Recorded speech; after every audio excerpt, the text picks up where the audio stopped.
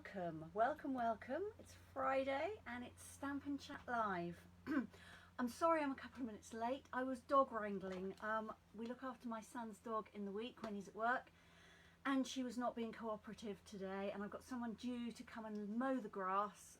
We have someone who mows the lawn for us, and so I can't leave her in the garden because she'll go mental when they arrive, and she must have known. She absolutely did not want to come in. So it took me much longer to catch her and bring her in the house than I was expecting. So I'm sorry I'm a few minutes late. All right, let me check my iPad and see if I can find myself live, which I hope I will. Looks like I'm there. I don't know why my voice is hoarse. Oh, it looks like there's only half my face on there. So let's adjust this just a little bit. See if that's any better. I don't like adjusting it when I'm live because it doesn't do you any good if you struggle with motion sickness, but I think that's better. Sandy's here. Hello Sandy, lovely to have you. Thank you for joining us from Lincolnshire. Is it sunny Lincolnshire? Today's been mostly really nice, really warm. It's clouding over now as I look out the window. There's a hint of blue sky, but not very much. And I've had a weather warning through for thunderstorms tomorrow, I think it was. I must go back and read it. But I hope it's sunny in Lincolnshire anyway. Pam is here. Hi Pam. I'm going to cough, excuse me.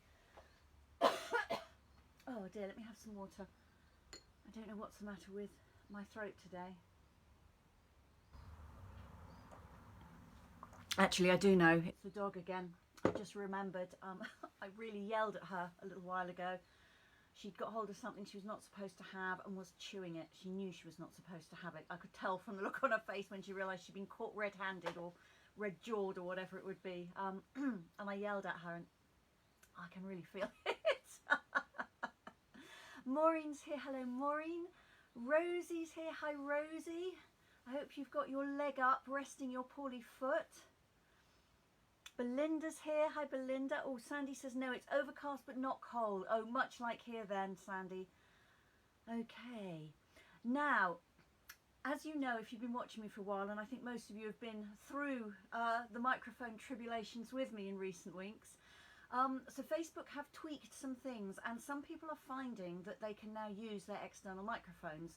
Now, I have a test group which nobody can see except me, but previously the microphone was working fine in that. I couldn't replicate the fault, so the only way I think I can do that is to do it live and have you give me some feedback. So what I'm going to do is I'm going to put in my extra microphone, which gives much better sound quality. And I would rather use it if I can, but it's no good at all if Facebook settings are still causing problems. So I'm going to plug it in. I'm going to talk a little bit about nothing in particular, just to kind of give it a test. And I'd be really grateful if you could type a comment and just let me know if the sound's okay or if the sound's dreadful. I won't say anything important that it will matter if you miss it. And if the microphone's not working, then we will just have to carry on as we are until Facebook tweaks a little bit more. So I'm going to do that now. I'm just going to say hello to Gillian, and Belinda wants to know how your foot is, Rosie. Okay, so Rosie, you can let us know about that. Right, so I'm going to plug in my microphone to my phone, and then I will talk a little bit. And so please, I only need a couple of 3 comments, because probably what one person is hearing or not hearing, everybody will be having the same, and then we'll take it from there.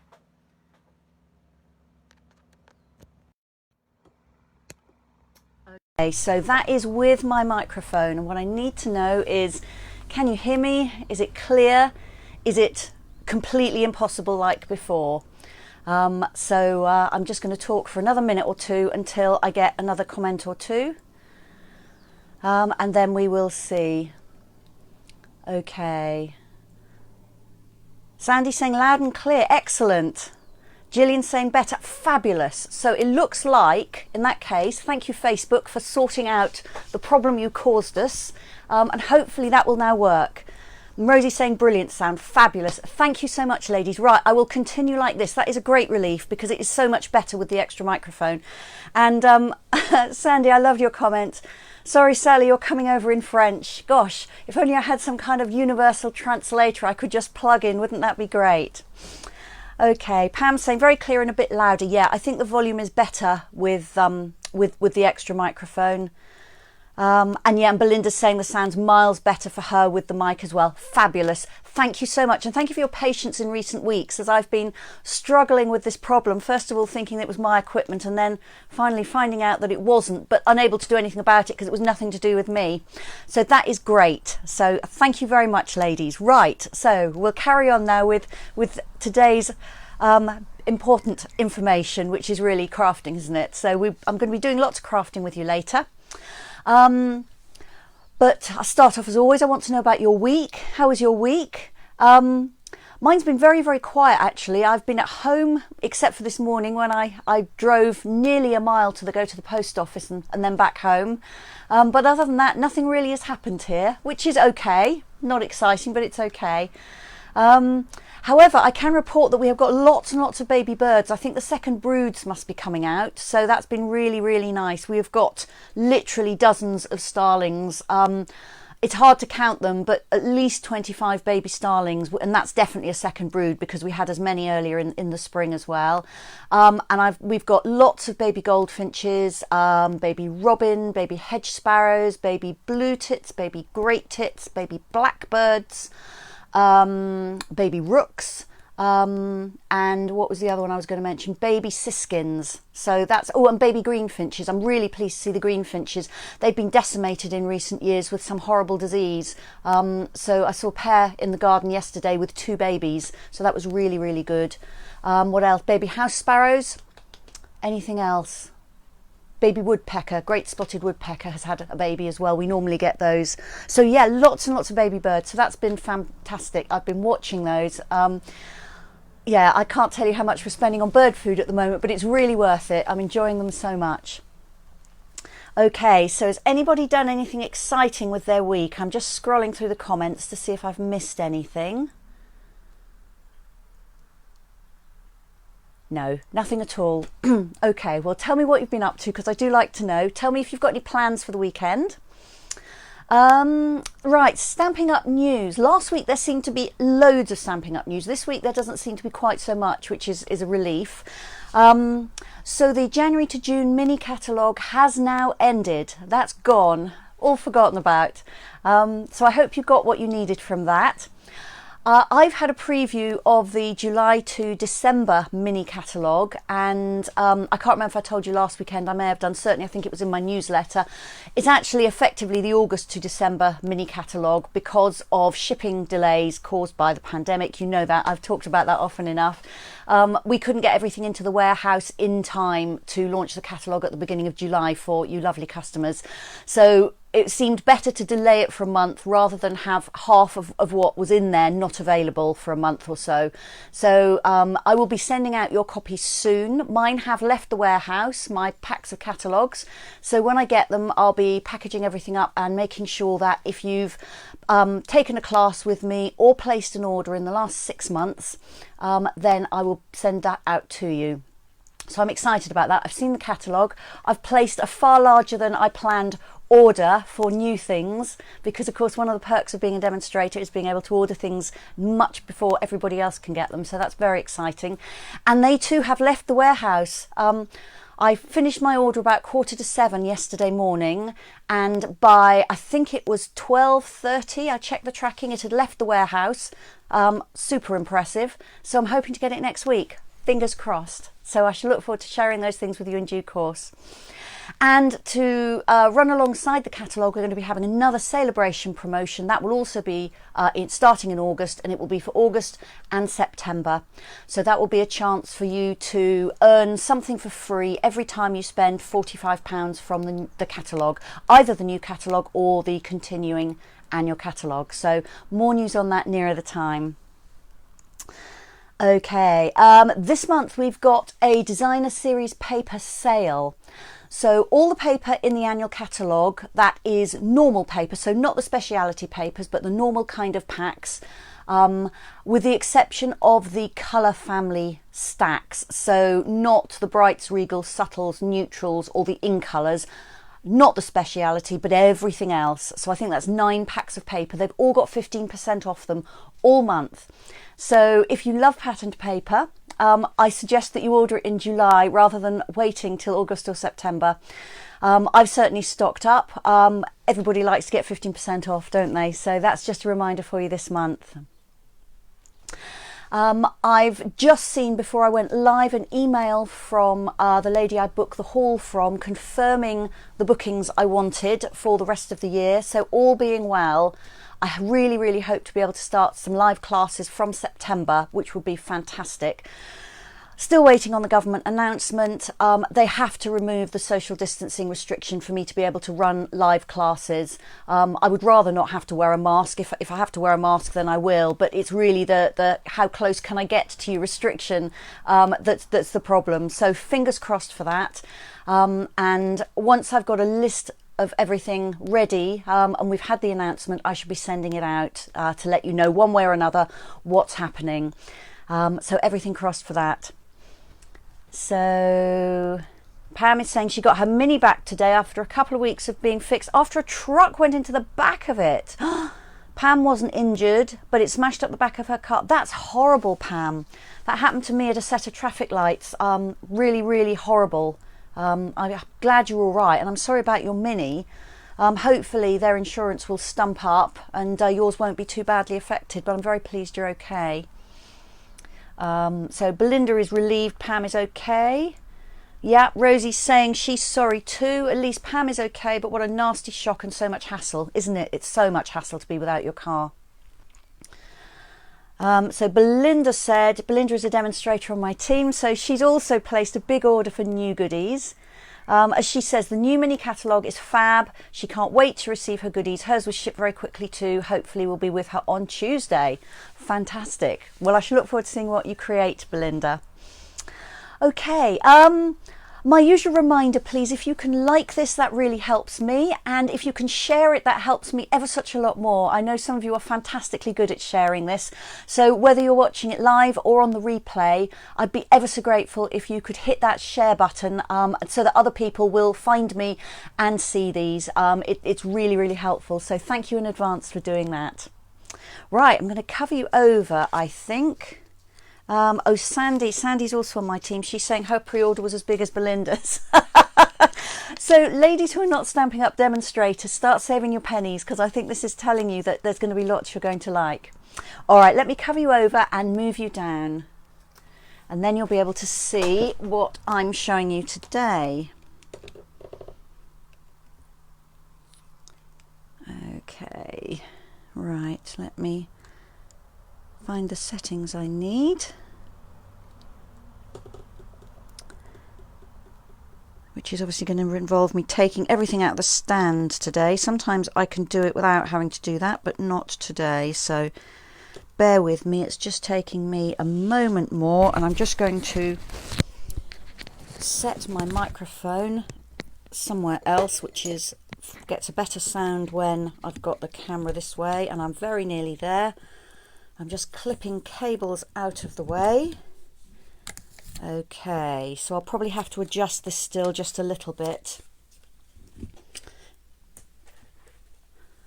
Let's see. Okay, that's not too bad.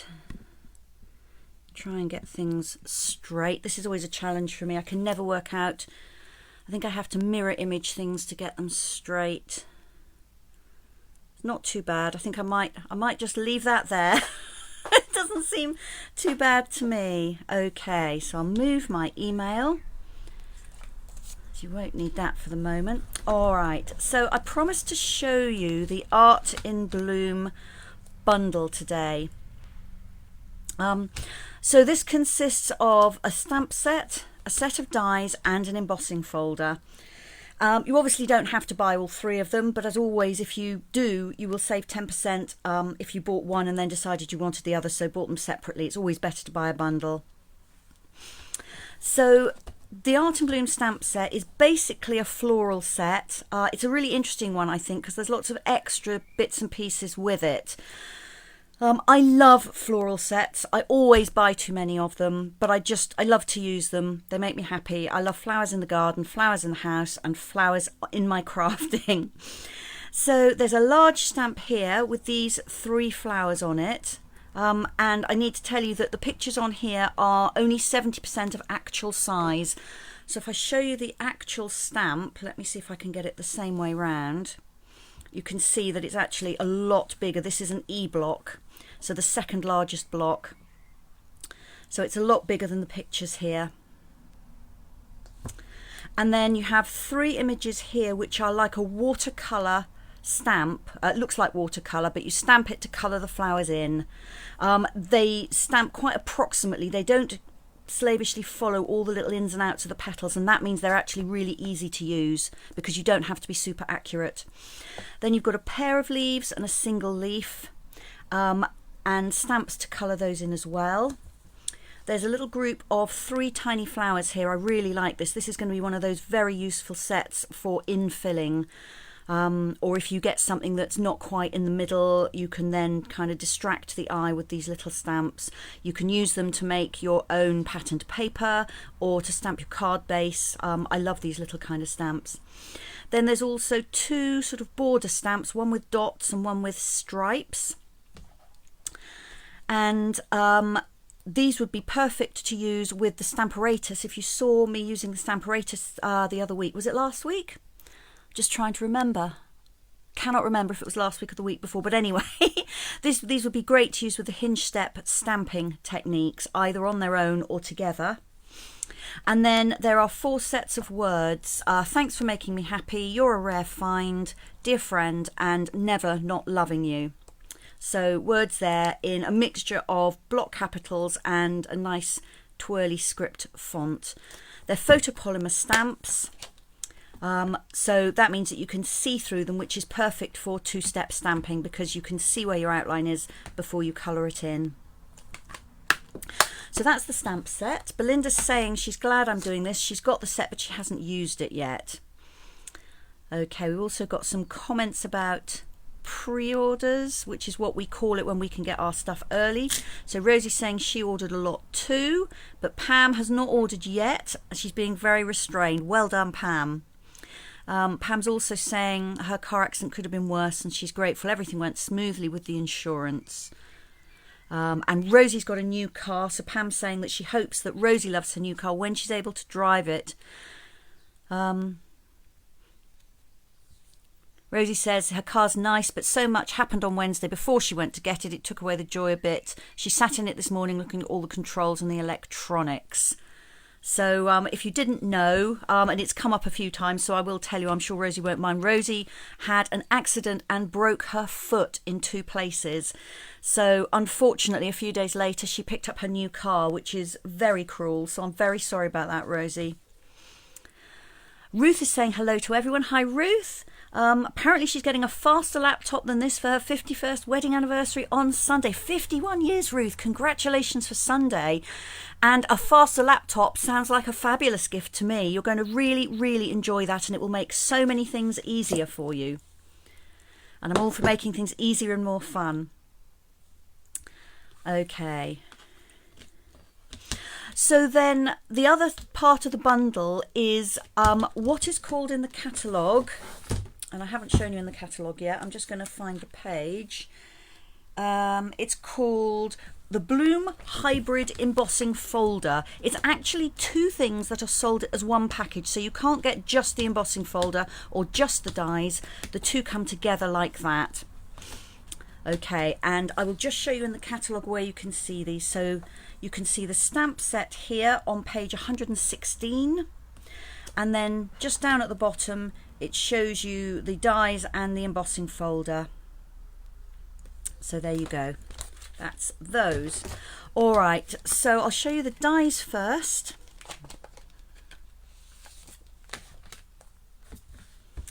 So you have a die that will cut out this triple flower image, and it cuts it out as 3 individual flowers. So that makes it brilliant to use. You can stamp 3 in one go with one stamp. You can cut out 3 in one pass through your die cutting machine, but you end up with 3 separate flowers. So I think that's a great time saver. There is also a die to cut out the double leaf and the single leaf, and in fact they've given you 2 dies because often it's quicker to stamp several images at once and then cut them out. And it's brilliant if you've got 2 dies because that means that you can again cut out 2 flowers with 1 pass through your machine. So on here it's those 2 and those 2 dies there. This is your triple flower die here. Then there is a long banner die, so this will fit this long sentiment here as well as lots of other sentiments. This one, which I absolutely love, this cuts out a ticket shape. Have I got an odd one here? No, you used it on a card in a minute, so I will show you that in a moment. But it's a really nice size, and you know how much I love the Peaceful Moments set.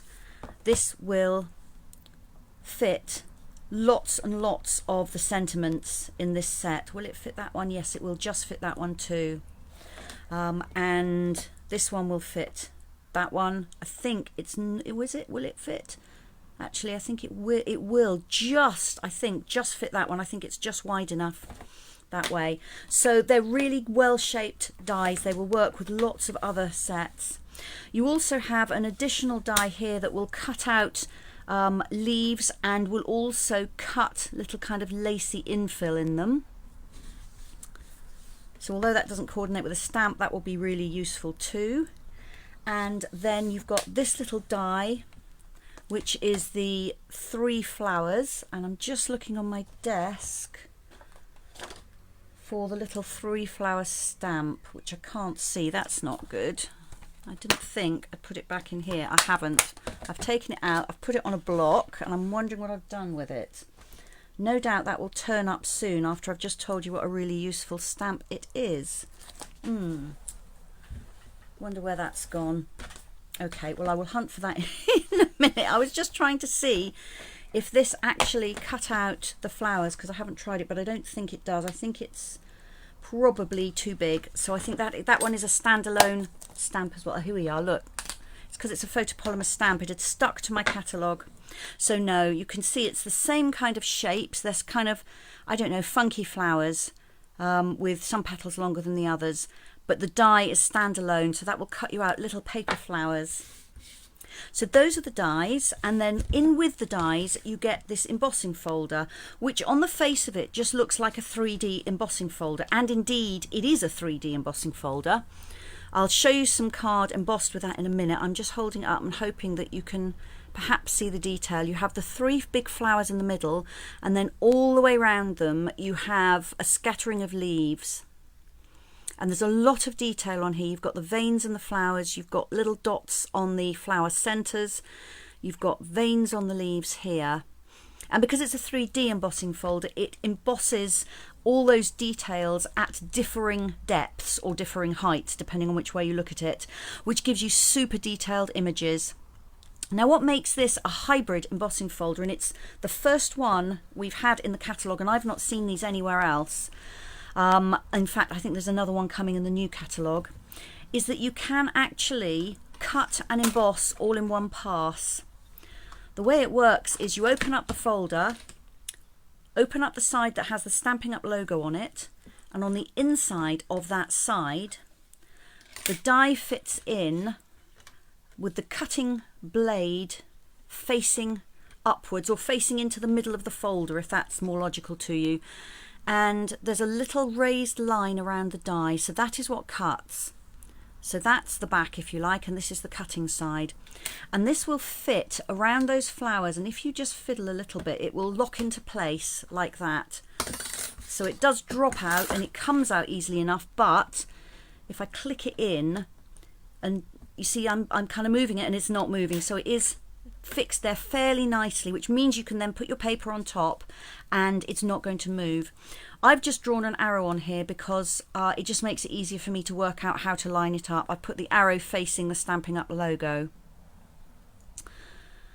Okay, so that means that when I put my card in here, fold it up and I send it through my embossing machine and die cutting machine, not only am I going to cut out those 3 flowers, but I'm also going to emboss those flowers all in one pass. So that's what makes it a hybrid folder.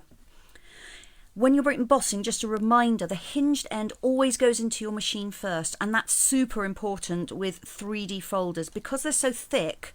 If they go in that way, any kind of slack, as the pressure's put down, it will come up this way and it will break your hinge, and you really don't want that to happen because you will be sad. So always, always, always hinge first. The other thing to say about the folder is that when you're making up your sandwich for your machine, obviously follow your manufacturer's instructions. I don't know what machines you've all got, but check those. However, certainly, generally you're going to need, instead of 2 clear plates, one above and one below, which is what you may be used to using, you're only going to need 1 plate, but it needs to be slightly thicker than the normal size. So 2 clear plates are too thick, your sandwich won't fit through.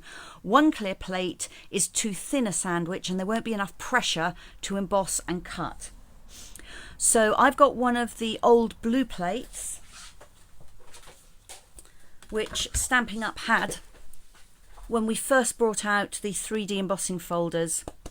So you probably can't tell on camera, but take my word for it, this is thicker than an ordinary clear plate. It's perfect for 3D embossing folders. However, if you don't have one of those, you can have a go with shims, so lay some extra layers of card with 1 clear plate. But to be honest, that's a frustrating thing. Every embossing folder will probably need a different set of shims, and I just found that was driving me mad, so I very quickly bought myself the plate. We don't do the blue plate anymore, but we do a different plate which works just as well. So I'm looking at page 153 here, and the plate you want here is number 7. So our new one is like a dark grey colour, and it's called the Speciality plate. So you can use this with any old Stampin' Up 3D embossing folders you have, or any current ones. It will work absolutely fine. The instructions here say to use with a Stampin' Cut and Emboss machine, so that is our new machine here. However, I don't have one of those machines, but I am told by lots of friends who do that this works absolutely fine in these machines, but also it will work in a Big Shot and in many other die cutting machines as well. So you are going to want to think about your plates and your sandwich. So just to reiterate that, then ideally you will use just your thick base plate, then you'll use the folder, and then you'll use either that Speciality plate, or if you've got one of these blue plates, you'll use that one over the top. So just 1 clear plate. If you've got questions on that, do ask me and I will try to help, but hopefully that was fairly clear. All right, so let's do some crafting. Now that tells you all about that. Oh, I know what I was going to say. The question I had when I first saw how these worked was, doesn't this die cut your embossing folder? Well, the answer is yes and no.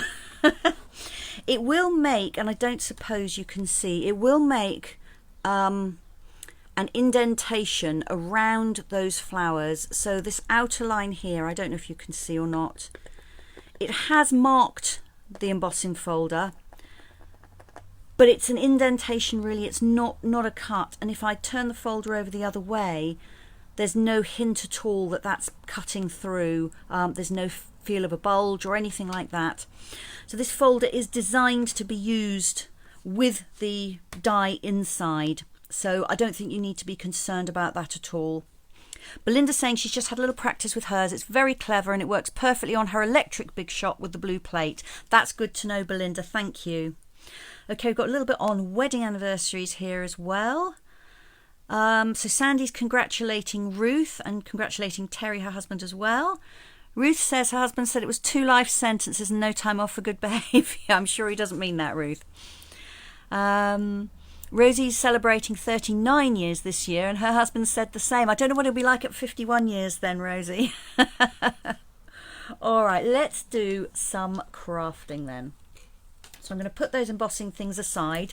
So first I thought I would just show you the stamps and the dies, because you know you don't have to do anything nifty with the embossing folder if you don't want to. So this is the card I came up with, which actually I'm really pleased with. It's just stamped and cut and stuck really. So I will show you the 2-step stamping. I've actually got lots of the pieces already stamped and die cut because once I've shown you how to do it, you know how that's going to work. So I thought I will just assemble the card. I always run so well over on a Friday, so I thought I'd make a few efforts today to try to not overrun too much. So if I just lift that up a little bit, I've stamped the flowers. You can see the two-step stamping. You've got the outline in Misty Moonlight and the colouring in Balmy Blue. Then I've done the leaves in Granny Apple Green. I stamped off to fill in the leaves. Then I've used that little tiny floral stamp. I've added some of the holiday rhinestones in blue, and I've stamped this lovely ticket die, which I do really, really like.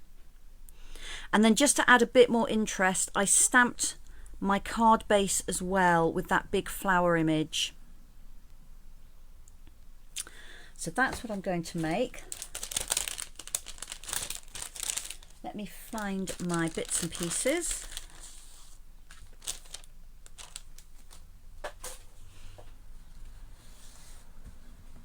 So I've got some pre-stamped and die cut bits there.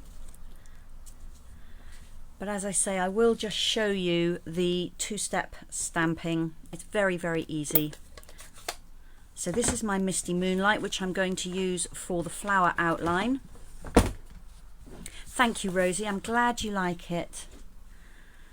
So I'm going to take my ink pad to the stamp, because this is a big stamp. And so to stamp it dead easy, you all know how to stamp. There we go. So that's my flowers. And the outline on them, it's kind of a, I don't know, almost like a scribbly hand-drawn outline, which I really like. I've also managed to smudge the ink there, but just ignore that.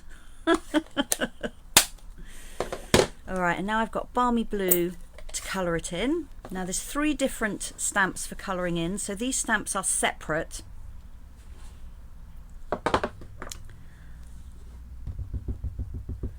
And the stamps themselves, I don't know if that will come across on the camera or not. They've got a kind of a, almost like a dotty finish, which is what gives you this watercolour effect.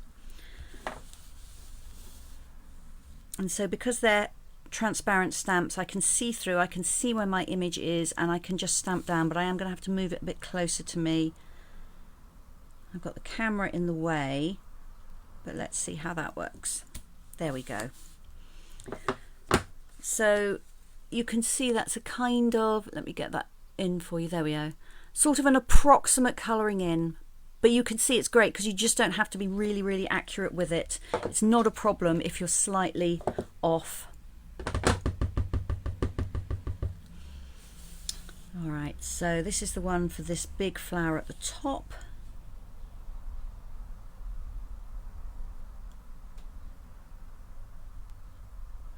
Again, I can't get my head in the right place to see those, but despite that, they're still stamping fine for the 2 steps. And then this one, does it go that way? I think it does. This is the one I find slightly harder to line up, but it does go this way. There we are.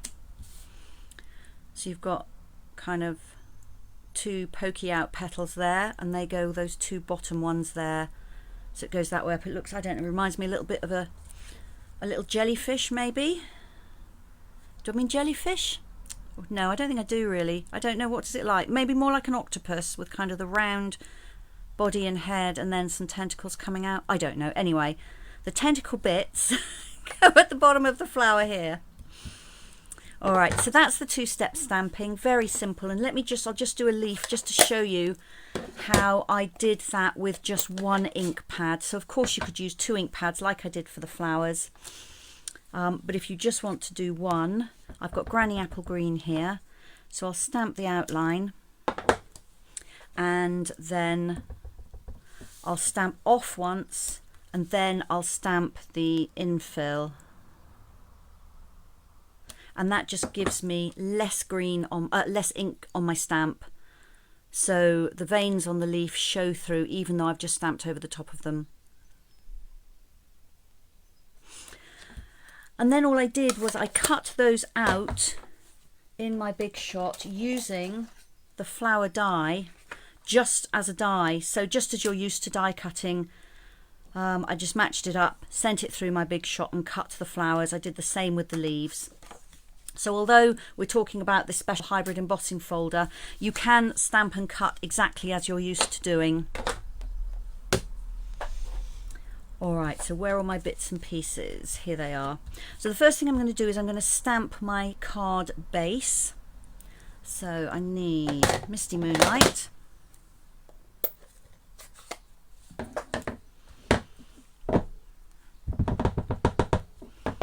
And I'm just going to stamp around the edge of my card base. Oops, I've got the insert in there, let me move that.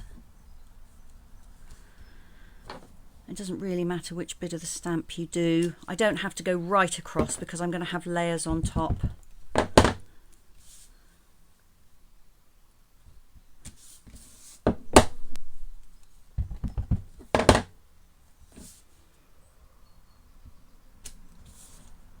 Actually missed a bit there, but that's okay because that's not going to show either.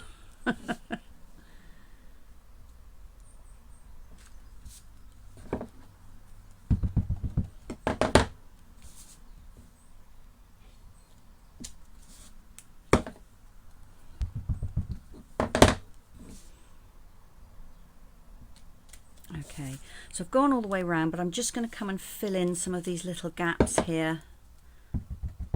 Just add a little extra bit of a petal in there.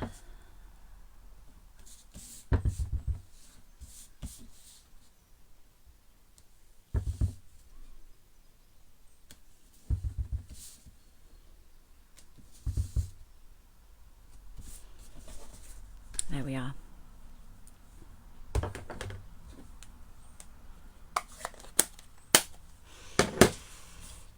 Alright, so my card layer is going to sit on there. This is my card base is Balmy Blue, my layer is Misty Moonlight.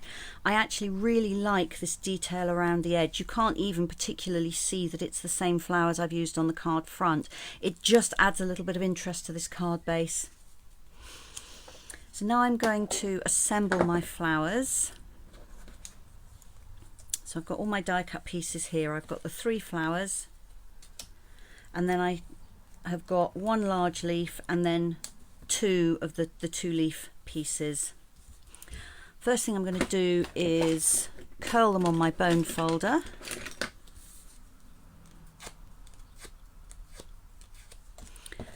That will just bring them to life a little bit.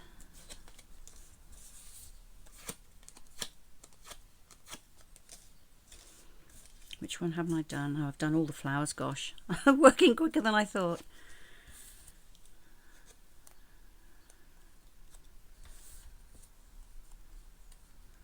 There we are. So it's just like curling ribbon. If you ever curled ribbon on presents, I'm just drawing the card over the edge of the bone folder and pressing it in place with my thumb, which stretches it and makes it curl. So I laid these out roughly where I thought I wanted them. And I quite like them kind of some over the top of the others like that. And then I decided to bring in that little 3 flower stamp and just stamp it into wherever the gaps were going to be. So I'm going to turn that one around, I think. Yeah, so I put some kind of here, here and here, so I've got a rough triangle going on, which usually works pretty well with designs. So let's put some in here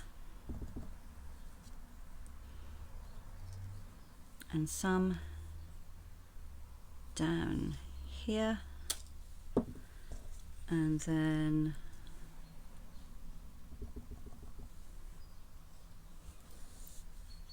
about here. I can always add some more if I absolutely need to afterwards.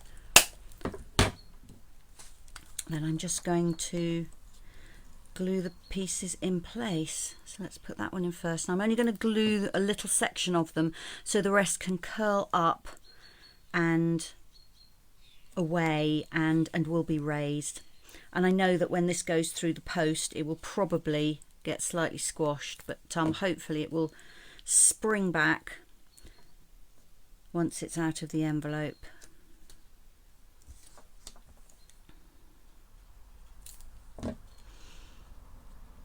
I'm going to tuck this underneath there and then kind of over the top there. I think. Am I? All round about like that? No, maybe I'm not. Maybe I'm just going to go. Can't decide. There we go. That one just probably needs a little bit of glue now. Did you see I just pulled it up? There we are. Okay, that's glued. And I'm just going to have some of my tea. I brought a cup of tea in with me, but it's cold now. My throat is very dry.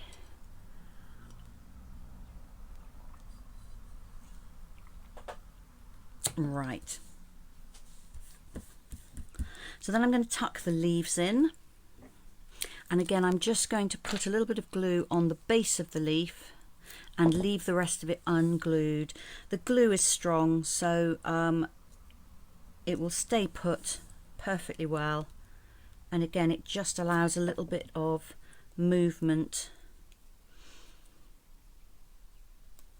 in the card. And again, I'm putting these in a rough triangle. And as almost every time I make a card, I've got odd numbers, so I've got 3 flowers, 3 leaves, 3 sets of little flower stamps. Odd numbers always look better when you're designing things. I don't know why, they just do. Alright, so I've got my Misty Moonlight ink pad and I'm going to stamp the words. So I'm going to go with thank you. So this is the thank you from Peaceful Moments. And that will fit perfectly on that little ticket shape.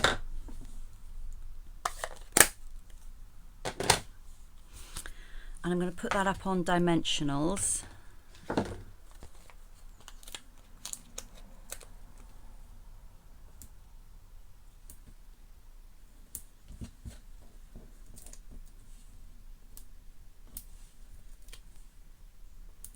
There we go.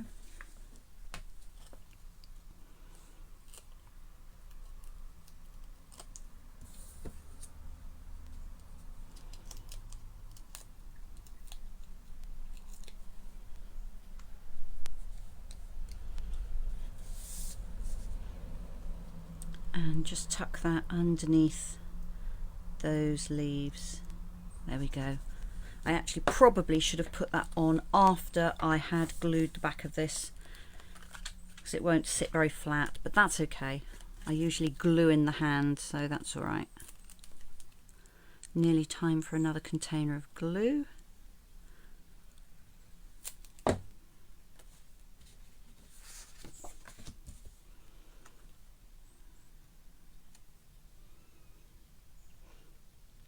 This card would work in any colour at all. It would be lovely in yellows and oranges, pinks, purples.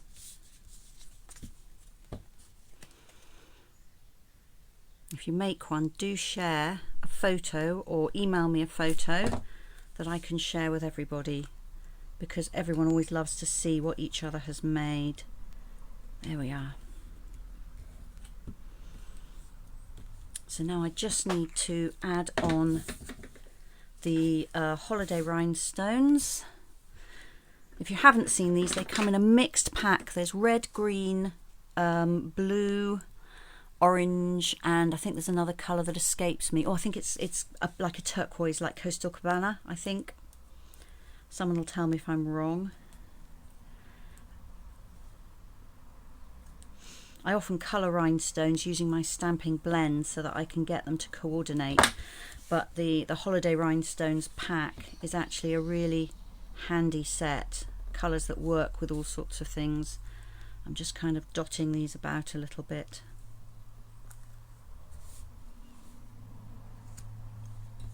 Don't think I need that one. And then I've just stamped the insert. I just stamped one of the flowers on the corner. Ooh, that glue has gone nowhere near where I wanted it.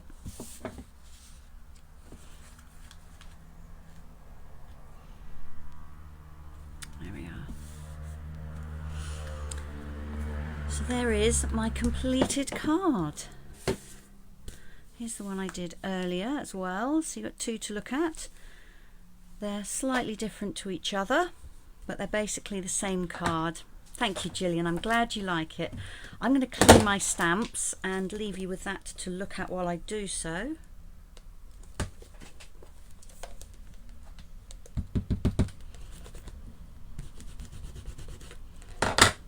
Gosh, it's so warm today. There's no blue sky left at all really, but it's very muggy, and I sprayed my scrub just before I went live, but it seems to have completely dried up. It's so hot.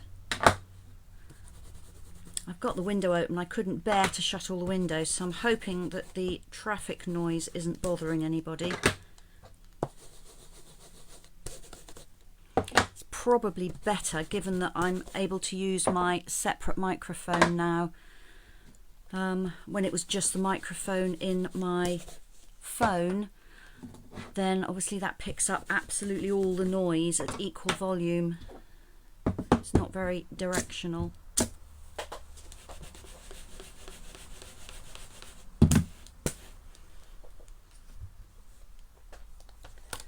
Right, is that all of them?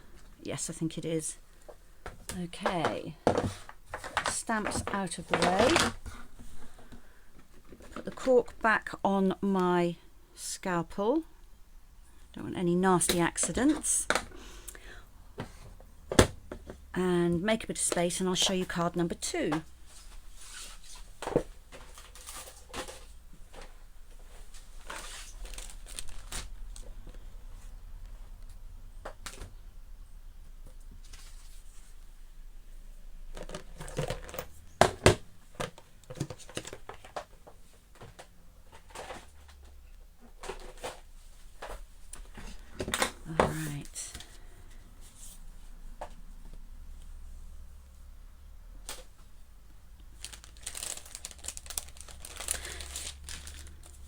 So this, I think it's got quite a spring feel to it, but I think it's just because I've chosen green and yellow.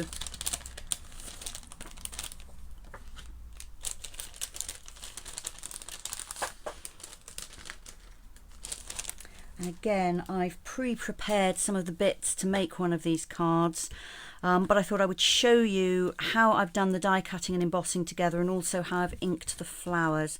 So let me lift that up. I'm hoping you can see the detail on these flowers. So these have been cut and embossed. They have not been stamped. So I just cut them and then I added ink to them. But because of the hybrid embossing folder, it creates this amazingly detailed embossing on them. Oops, and I've just dropped a flower in the bin. That's not good. All right. Okay, I've got all my bits to one side, all my layers. There we go. So my card base is Pear Pizzazz. My flowers are inked with Daffodil Delight and I was going to say Mango Melody, I mean Bumblebee. There we go. I've got the wrong ink pad out, and it's Bumblebee Gingham ribbon. And then what I have here is I have a layer of vellum and a layer of white card underneath. I tried it first with just vellum, but to be honest, the colours were a bit dulled because of the green coming through from underneath, so then I added in the white. But I did want the flowers in particular to be on vellum. Now I've actually used the die cut pieces underneath.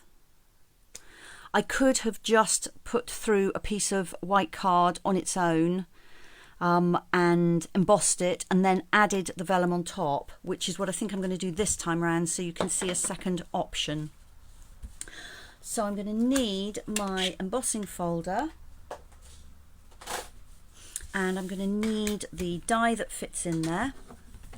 So I'm going to get the side of the folder with the logo on it, open it up, and on the inside of that logoed folder I'm going to just pop my die in and just wriggle it until it kind of locks in place around the embossing. There we go. I'm making it look harder than it is. It actually goes in there really, really easily. And I'm going to put a piece of vellum over the top. And for this time round, I'm only going to worry about the flowers, so it doesn't really matter whether I'm central on the vellum or not. Then I found the easiest way is to then fold that over the top, and I'm going to pick that up and I'm going to put that through my Big Shot. So I'll show you the sandwich. Let me just grab the base plate.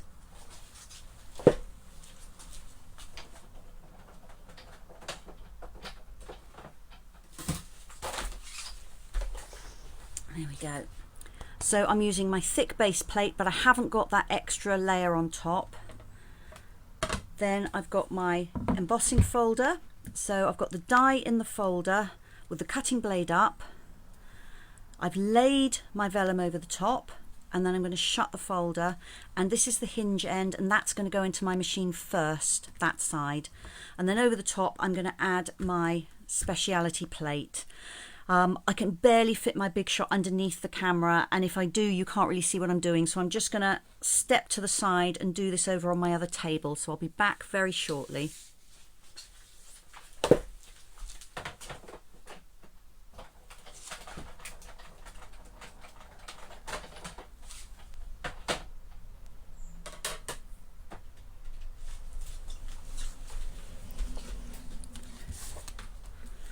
There we go. So if I open up the embossing folder, this is my embossed vellum, and you can see that the flowers have also been cut out. So if I lay the flowers down, when you emboss vellum, you get these kind of white areas. If you've ever done parchment craft, you'll know that if you do it by hand, it's a very painstaking process, and you're basically stretching the vellum, and as it stretches it goes white. Well, the embossing folder adds some of those touches of white, but there's also loads of detail on those flowers. They are just so pretty, and I'll show you the rest of this, but you'll probably see it better on the white piece in a minute. You can see these are those leaves all the way around the outside. So now what I'm going to do is I'm going to emboss the white layer which my flowers are going to sit on, and I don't need to cut that. I did cut it for the first card, so I'm going to do it slightly differently this time. So this one is just literally, it's just the conventional embossing, and I am going to be careful about the placement this time because I want my flowers to be centrally on my piece of card. So just as I would normally, I'm just going to put the card inside the embossing folder. I'm going to use the line that's ruled on the folder to keep one edge straight, and then I'm just going to check from the edge of my card to the first flower is about the same distance both sides. Okay, so let me emboss that now.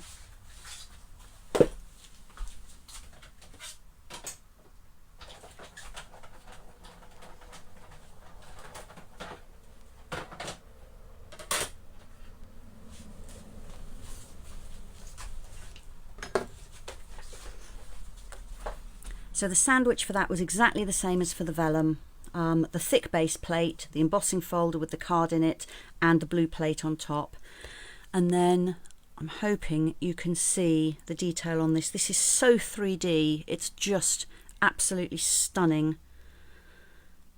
I don't know how much I can tilt it sideways without you not being able to see, but it's very, very deep embossing.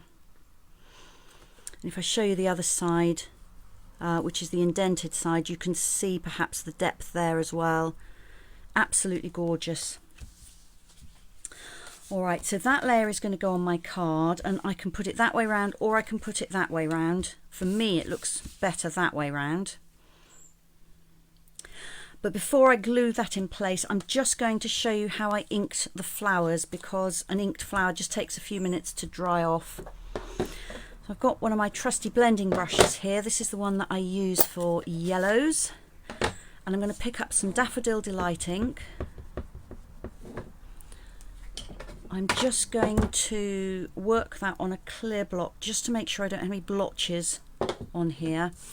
And then, as always when I'm ink blending, I'm just going to work in a circle, move my hand in the air first, and then once I've got that movement going, I then make contact with whatever it is I'm inking. And starting in the air just means that the ink is moving when it hits your card, or in this case vellum, and so you don't get any blotches or streaks, or at least you're much, much less likely to.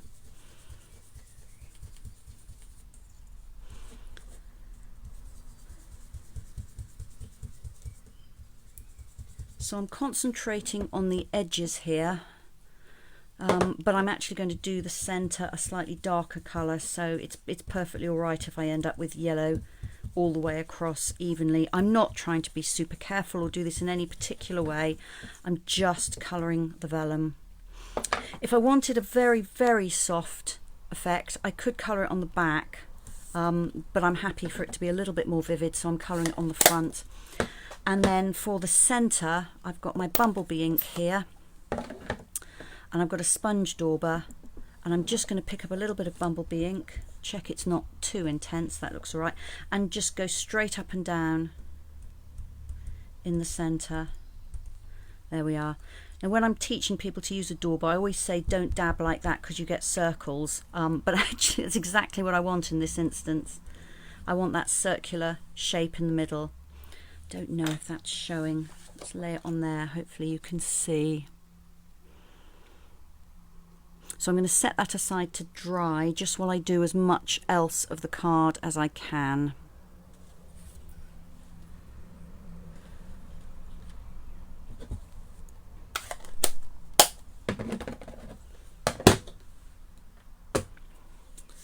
Alright, so these that I've just cut I will use on something else. They won't go to waste. So my card base is Pear Pizzazz, and this is my Whisper White layer that I've just embossed.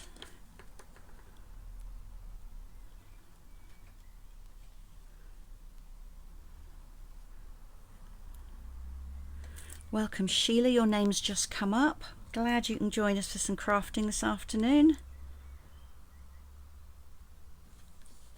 There we go, let's just press that down. You may find you want to use just a little bit more glue than usual when you're adding one of these very deeply embossed pieces to your project, because you've got much less surface area to actually contact the card. A bit of fluff on there, that was annoying me. Alright, I'm also going to tie the ribbon round. What I'm really doing is giving drying time to that vellum flower. So this is the Bumblebee Gingham ribbon, which I really love. Love a bit of gingham.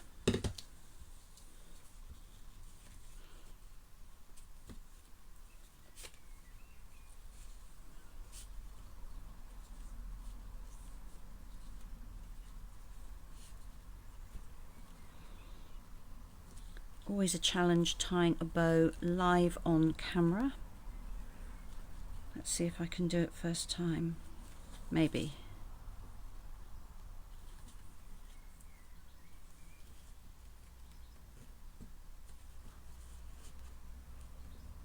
There we go. Bring in the scissors I keep just for ribbon.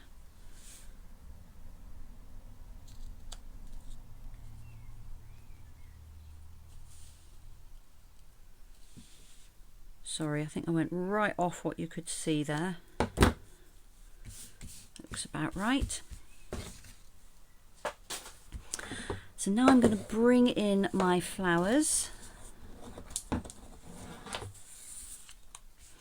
If I put one on the back, you can see it doesn't really pop because you've got all that green coming through the vellum.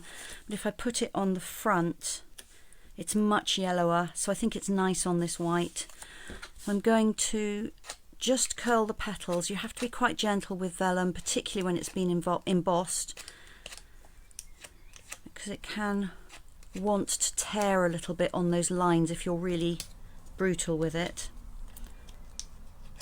So I'm just being quite gentle to curl these.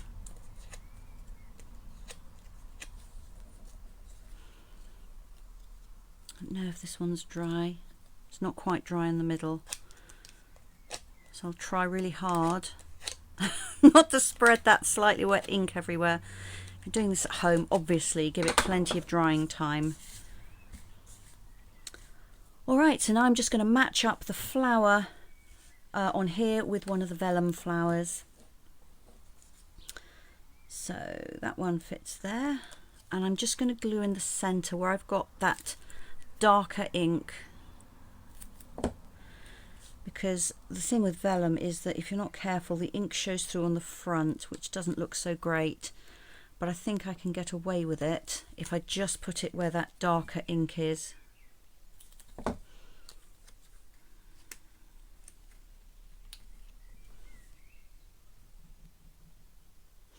think I made these other flower centres much brighter. I'll have to come back in a minute when I've finished here today and just put a little bit more ink in that centre, I think. Also, it doesn't help that where the ink is wet, I've just pressed it down with my finger and taken half the ink off. All right, then I've also just stamped just a little slip of white card. This wasn't die cut or anything, I just trimmed it. With a happy birthday from the Blossoms in Bloom set? No, Art Gallery set. I'm sure that's the art, yeah, it's the Art Gallery set, which just seemed about the right size. I've stamped that in Pear Pizzazz ink, and I'm just going to pop it across the middle there on some dimensionals. I've got the mini ones here because this is quite a narrow piece of card.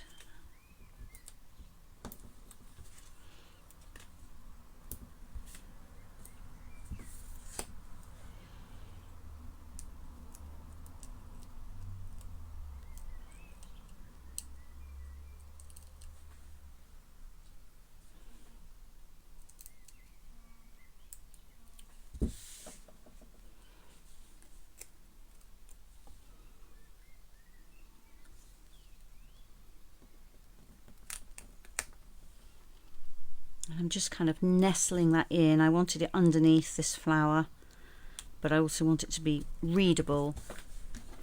And somewhere, here we go. I stamped an insert. I did that before. You've already seen me stamp those flowers today, so you know how that's done, but I just thought it would just save a minute if I had the insert ready stamped. There we go.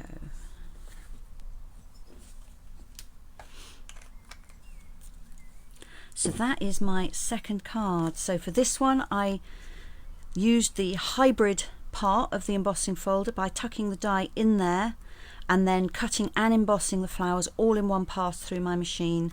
And then I took the die out and I embossed the white card because I didn't need that to be cut for this. Then I've just inked the flowers and then just put the card together. So I'm going to just clean off that block I used for blending my ink. And I have one more card to show you before we're done.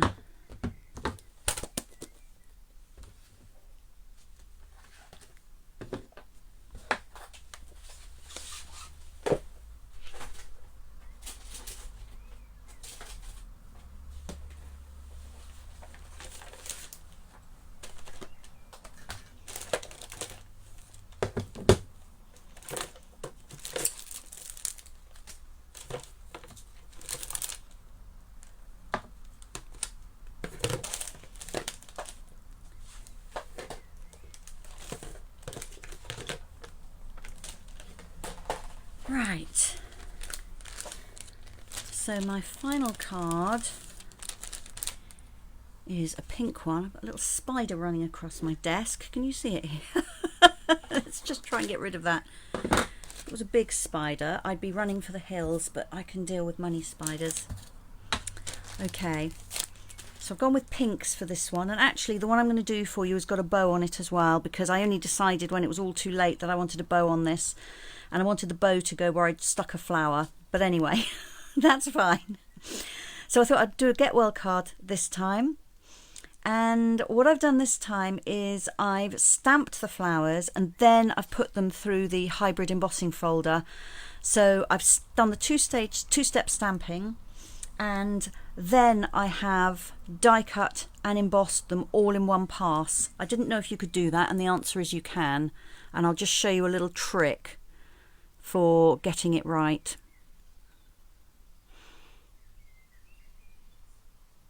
So my card for this is polished pink. The grey layer is basic grey. I've used the Painted Textures embossing folder on my layer here, and then the flowers are stamped in Polished Pink and Blushing Bride, and the Get Well Soon is from Blossoms in Bloom, which is this set. I love the font on these words, and they're really useful words, and they're a good size as well. I use them a lot. So once again, I have done some of the stages already, just to save a little bit of time now. So I'm going to show you how I did the flowers, but I have actually got some spare ones here as well, just in case I wanted to change around the colours or the shapes. So that's my insert, which I've just stamped with one of the flowers. That's my Painted Textures embossing folder. Love this one. And then my card layers, card base, and some scrap card for the flowers. So the first thing to do is to stamp the flowers. Let me find my mat.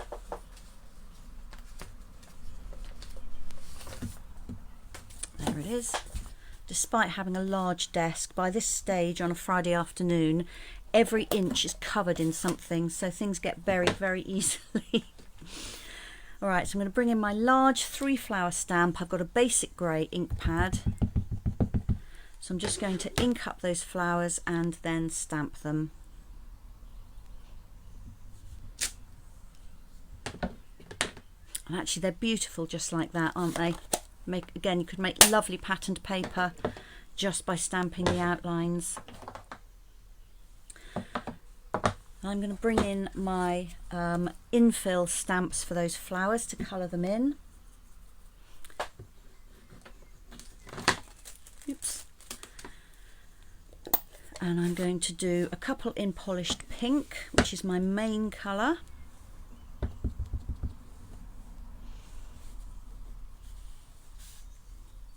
And then I should do one in Blushing Bride, just as a little contrast. So, as I said to you, these are approximate shapes. They do not have to be exact.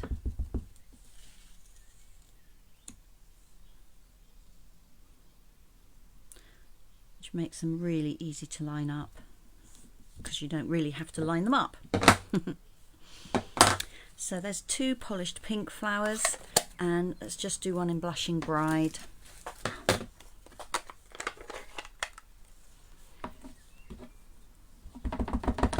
So this is the one that looks a little bit like an octopus.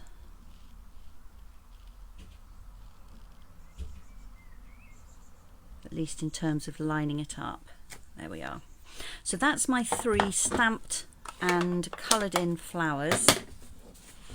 So the question I asked myself was, having done that, can I now cut them out and emboss them? Because obviously if you've cut out flowers like this and emboss them and you then want to stamp on top, that never works really well because your surface isn't flat. So when you stamp, the ink just, you know, kind of dots and carries. You've only got bits of ink on there. You won't get a full impression. So I wanted to see if I could do it a different way. So I'm going to set up my hybrid embossing folder exactly as before. So I open the folder. This is the logo side, and on the inside of the logo side, I just locate my die in there, and I've got the cutting blades upwards. Now, because I have to put my card face down on there, it's very hard for me to work out where it has to be to cut those flowers out exactly. So I'm actually going to turn things over, and to make sure that this die absolutely does not move, I'm just going to use a little bit of washi tape just to hold it in place in the folder. If you haven't got washi tape, you can use masking tape. You could use low tack Scotch tape, something like that. You want something that's got enough stick on it to hold the die in place, but not so much stick that it's going to leave glue all over your embossing folder, otherwise that's going to be really irritating. And I'm putting the tape on just round kind of the edge of the folder. So I haven't gone across the cutting blade. I'm hoping you can see that. Not sure that you can. So I'm bringing my scissors to point with. So this flat metal surround that goes all the way around the outside, that's what I've stuck the tape to. I haven't stuck it to the cutting blade here. So now I can move my folder and the die will stay in place exactly as I want it. So that means that I can put my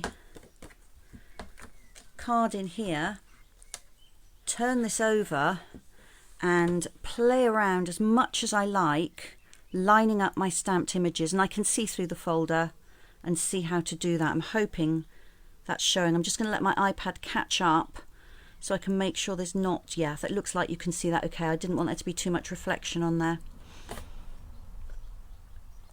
So my card isn't in there straight, but that doesn't matter, although I do think I've just moved everything. Have I? No, I don't think I have actually. No, so that's fine. So I can now see through the aperture in the die, I can see my stamped image, I can see the outline all the way around, and I can see that that is going to cut everything nicely for me. So now I'm going to go and put it through, actually I'm not, I'm going to move this, I have slid it slightly. I'm going to go and put it through, that's better, through the big shot, and using exactly the same sandwich as before, the thick base plate, the folder going in hinge side first, and then the blue plate on top.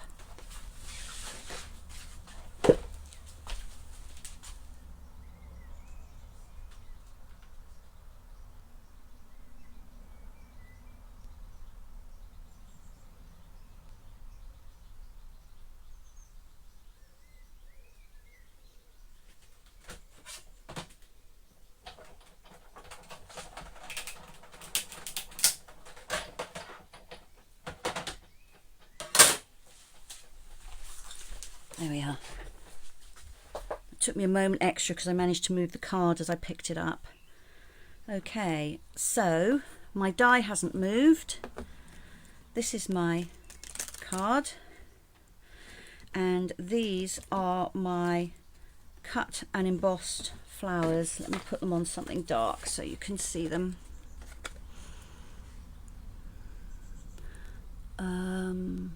There we go. I think that's I think that's where you can see them. I particularly love the flower centers. Got those little tiny dots. There's so much texture on these flowers. They are really beautiful. So now I can go ahead with my card. Let me just retrieve this third flower. There we are. And in case you're wondering, the washi tape will just peel off perfectly because it's not across the cutting blade of the die. It hasn't stuck to the card, it hasn't got cut up into irritating shreds. It's no problem at all, and then my die just comes out as normal. All right.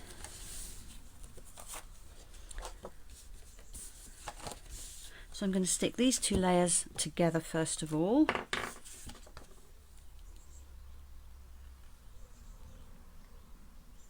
I'm really bad. I think I glue off camera quite a lot. Yes, I was, sorry. Oh, and I must have some of this cold tea as well.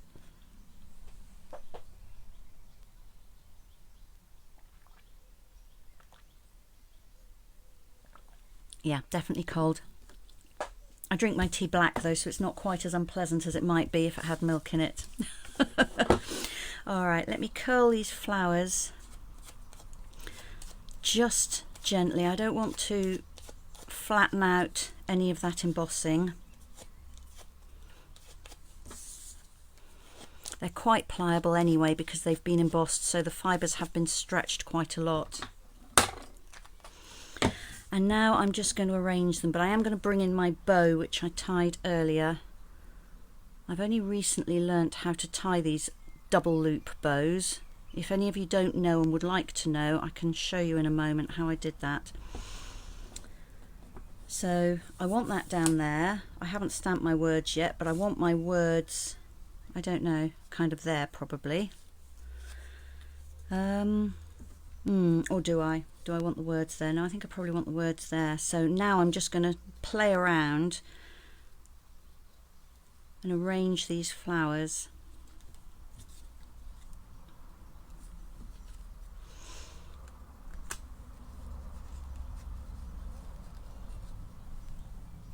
Oh, Belinda says, yes, please do the double loop bow. Okay, Belinda, I will do that when I've finished the card. Yeah, that works for me. I think I'm going to do that. I could play around for quite some time with with arranging those, but we haven't got all afternoon, so I'm going to call that done. All right, I'm just going to stamp my words.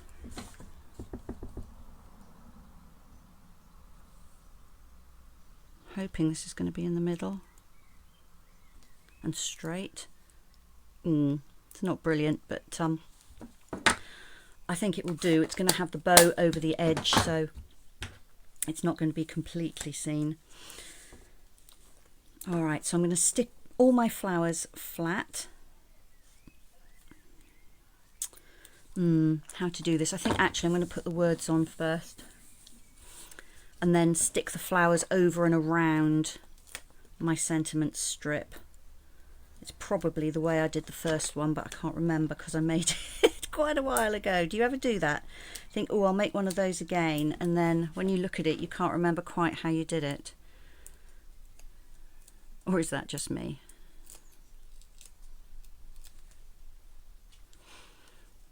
All right, so I'm going to put this over to the right and more or less centrally. Okay, so now I can, that's better, I can now fit my flowers around that. And I'm going to put it on the card base as well, because that way I will know that even if my flower petals extend slightly over the edge of the white layer, I'll be able to gauge that they're not extending over the edge of the actual card itself, because I don't want to find that I've overlapped the flowers with the edge so much that it won't go in the envelope. Oh, I've got glue everywhere. Did you see that? Come back with my glue eraser when that's dried. Oh, Rosie says all the time when she's preparing for classes, she looks at what she's made and thinks, how did I do that? And then she has to teach herself. I'm glad it's not just me, Rosie.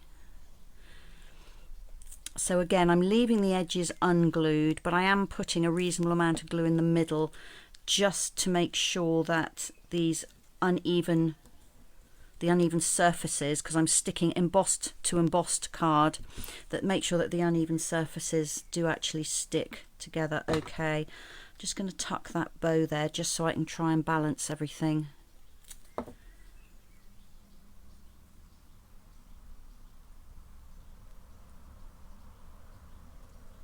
There we are.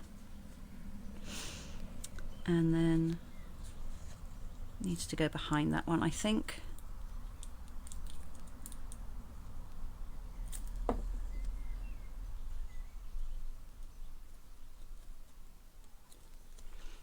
There we go. So that's my 3 flowers. I'm going to hold my bow on with a couple of glue dots. There is nothing better for holding ribbon in place than glue dots. And if you possibly can, press your bow or your embellishment onto the glue dots and then peel off the glue dot. It's already attached to embellishment. That's much easier. There we go. Pop that on at a bit of an angle. There we go. Might trim these ends just a little bit. I quite like them long, but I'm going to have trouble getting things in the envelope. And this is the open weave ribbon in polished pink. Beautiful colour. I love this so much. And then finally I've got some sequins. These are the Artistry Blooms sequins. And they come in some beautiful iridescent colours. So I've got the pinky ones. And I'm just going to dot a few around.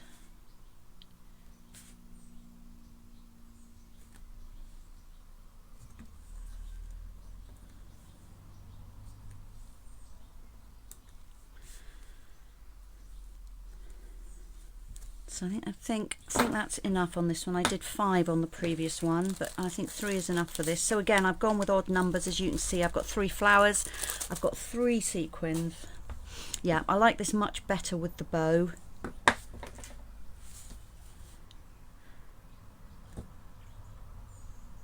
I might tie a ribbon around there, I'm not sure yet.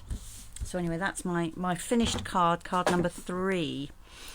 So how to tie the double bow. All right, so you need a piece of ribbon, and you may have noticed that when I tie bows, I often keep my ribbon on the reel and tie my bow that way, because it's the most economical way, because then when I cut off, having tied my bow, cut off the end, I haven't wasted anything. I'm only trimming one end and discarding the bit of ribbon. The other one I can trim to length and leave all the extra on the reel. But for this, you do need to cut a piece off. I've tried it, and at least I can't work out a way to do it with the end of the ribbon still on the reel. So that's the first thing, cut off a piece of ribbon. So you're going to have to estimate how much ribbon you need, and that will be a bit of trial and error.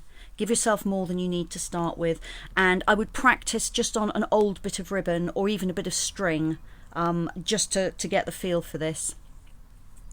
So I'm right-handed. If you're left-handed, I apologise. I don't think I'm going to be able to do this the other way round, but in your non-dominant hand, hold the ribbon between your thumb and your middle finger, okay, like that.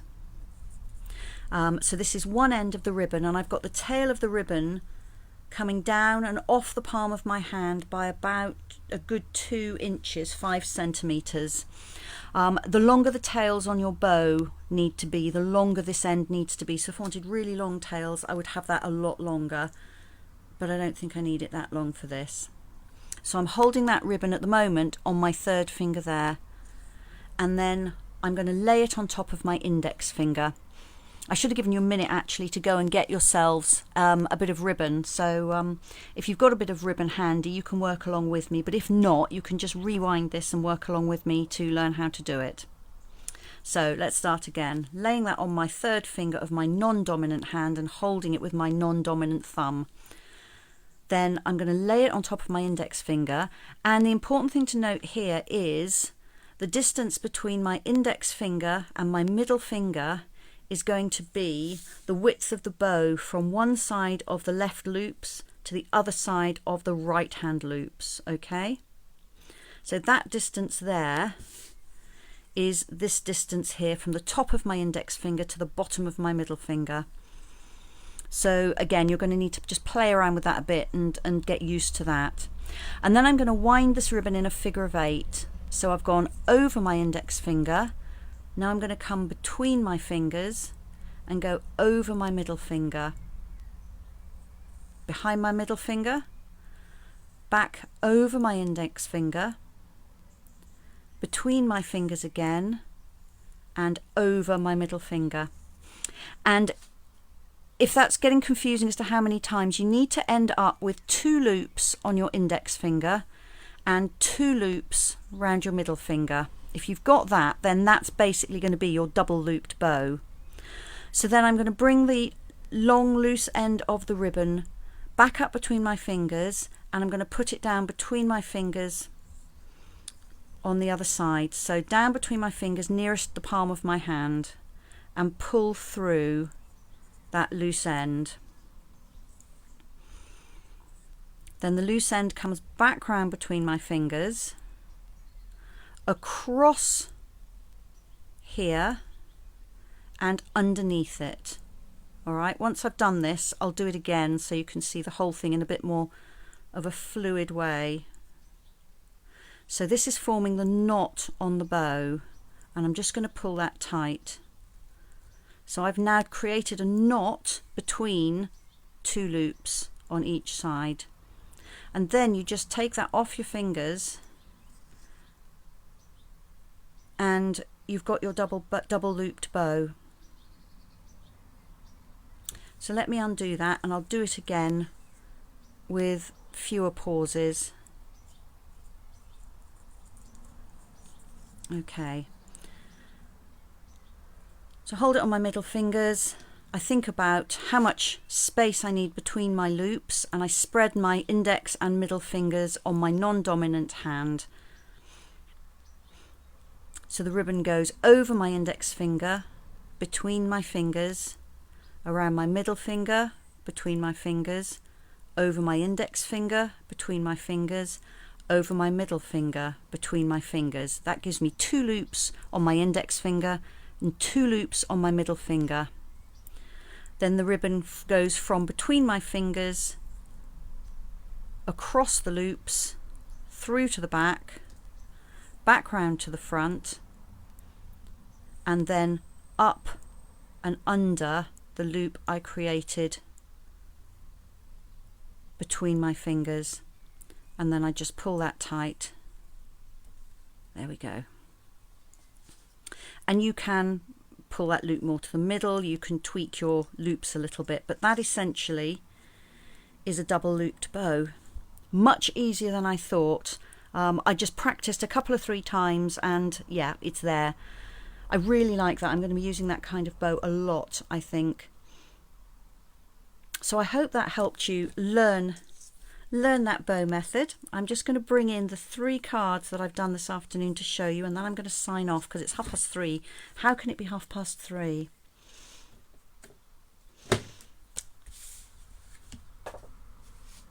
So here we are. 3 cards from this afternoon, all using the Art in Bloom bundle, which gives you the stamps, the dies, and that hybrid embossing folder. So I hope you've enjoyed seeing them.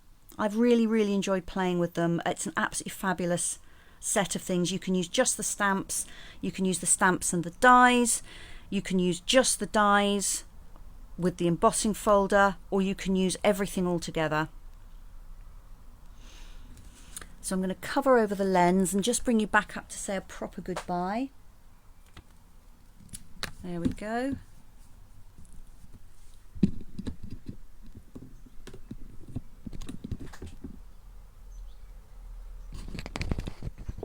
Oh, and I've completely forgotten to change all the settings, so I shall be upside down and back to front. Let's try again. And I'll just relocate that microphone. Gosh, I so nearly gave you all a really good Friday afternoon laugh there. How long have I been doing this? I still get it wrong. Okay.